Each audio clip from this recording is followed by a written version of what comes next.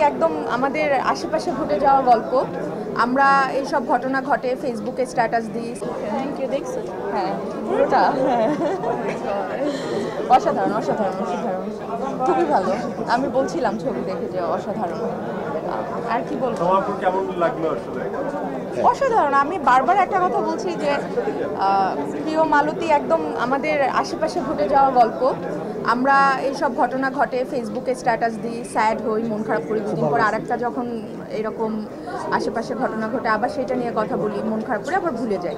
কিন্তু প্রিয় মালতী আমার মনে হয় গল্পটাই এই জন্য চুজ করা যেন আমরা এত সহজে এইসব ঘটনা না ভুলি। এবং এই যে মালতীর সাথে যেটা ঘটলো, মালতীর যে স্ট্রাগল লাইফ, এটা প্রত্যেকটা নারীর জীবনে নানানভাবে আসে। হয়তো মালতীর জীবনে একভাবে এসছে, আর একটা নারীর জীবনে অন্যভাবে আসে।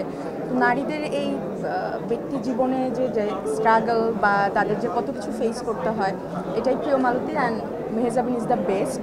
আমার মনে হয় মালতী মেহেজাবিন ছাড়া সম্ভব হতো না। তো থ্যাংক ইউ। আমরা আমাদের না দেখে কমেন্টস করব?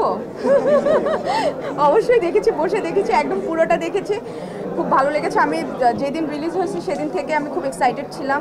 আমি বারবার ভাবছিলাম যে ছবিটা আমি এসে দেখবো, এবং আজকে আমি খুবই এক্সাইটেড ছিলাম যে আমি পুরো ছবিটা একদম মনোযোগ দিয়ে দেখতে চাই।